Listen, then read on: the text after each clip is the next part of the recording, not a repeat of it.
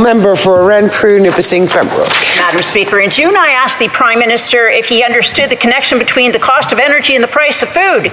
In response, the Minister of Agriculture bragged about how hard the government was working to spread manure. As a long-serving member, I've heard some cow pies for answers in the House before, but never literally. It should worry Canadians that when pressed on food prices, this tired government can only answer with accomplishments on bovine excrement. It's sad to see these ministers forced to utter bull-dung responses on behalf of a distracted, petulant, pouty Prime Minister. Unfortunately for Canadians, the carbon tax was just the first salvo in the Liberal Party's war on affordable food. Canadians understand that it is official policy of the Liberal Party to make energy more expensive. Now they're officially in favor of making food more expensive. New food packaging regulations are going to reduce competition and drive up prices even higher. New food labeling regulations will make food more expensive. And now the Prime Minister is threatening to impose a new tax on grocery stores. Madam Speaker, are your Liberal colleagues getting high on their own safe supply? Was the air cut off in the Liberal caucus room last week? Because that might explain why Liberals think a new tax on grocery stores would reduce food prices. These Liberals claim that by taxing carbon, we'll get less carbon. After all, they've seen putting a tax on news links shared on social media results in news links disappearing. Now the Prime Minister wants to put on NDP orange face and join the socialists in bullying grocery chain stores. This type of far-left radical populism was fashionable in places like Venezuela and Argentina. That's until the day the consequences became clear. For many Canadians, that day has already arrived. After 8 years under this radical far-left gang, life has become unaffordable for millions. The price of a house has doubled. The cost of rent has doubled. Food bank usage is at an all-time high. Deaths of despair, whether from drug overdoses or state-sponsored suicide, are setting all-time records. This government's radical ideology is killing Canadians, and Liberals' only solution is more of the same. More taxes, more bureaucrats, more regulations, more red tape. And if the Minister of Agriculture is to be believed, more cow manure. Madam Speaker, once upon a time, this country had powerful ministers of agriculture. They were often farmers with noses for BS. They would have seen it as their duty to stop radical environment ministers from pushing policies to make food more expensive. Instead, the last ag minister led the charge to make fertilizer more expensive. They just don't get it. It takes energy to manufacture fertilizer. It takes energy to ship fertilizer to the farmers. It takes energy to spread fertilizer.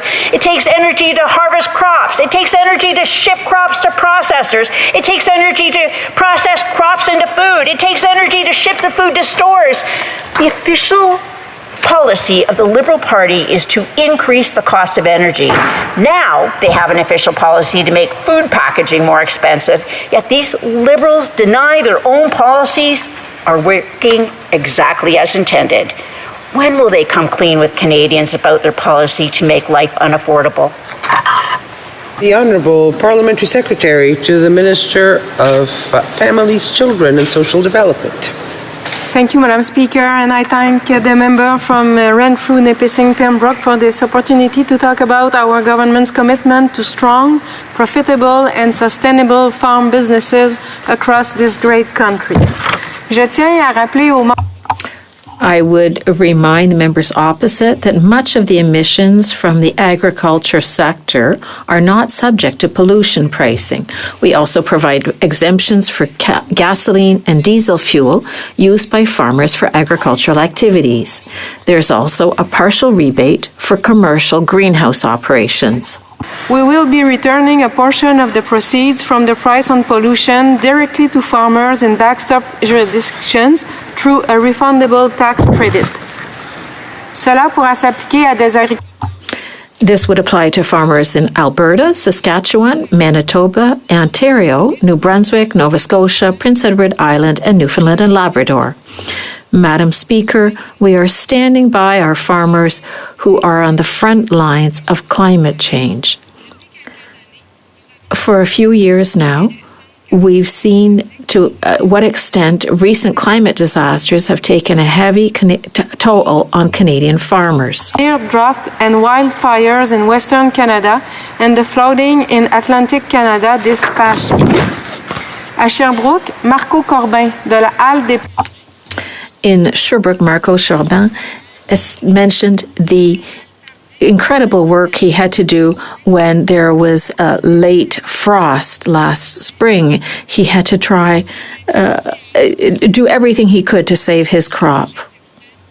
We are helping Canadian farmers to deal with extreme climate. For example, in Alberta, our On-Farm Climate Action Fund has already helped over 1,200 farmers with funding of $10 million to adopt practices such as cover cropping, nitrogen management, and rotational grazing. And, Madam Speaker, about $18 million more has been committed in Alberta for this year. Funding to help farmers cover costs such as soil testing, soil mapping, organic amendments, and seeds. Ce que je veux dire, c'est que les familles agricoles... What I'd like to say is that farm families across the country can rest assured that we will stand shoulder to shoulder with them to support their growth, resilience, and to become... and a win. Madam Speaker, the parliamentary secretary is living in denial, but Canadians know the truth. It's the Liberals who've been in power for the last 8 years. Liberal policies are driving up prices. Liberal spending is fueling inflation, yet these Liberals still try to gaslight Canadians. When the price of energy shot up in Atlantic Canada this summer, the radical Minister of the Environment claimed this was all the fault of the companies and not his carbon tax and clean fuel regulations. Another example of Liberal gaslighting. Here's what the Minister of the Environment's own clean fuel regulations state. Quote, it's estimated that provinces in Atlantic Canada would be more negatively affected by proposed regulations, end quote. It's clear from the comments of the unnamed Liberal MPs recently published on CBC that this government has been gaslighting its own caucus. The Environment Minister has known for years his energy regulations would hammer Atlantic Canadians and push them through anyhow. It's time for Liberals to fire their leader and reverse their policies of making life more expensive. Parliamentary Secretary.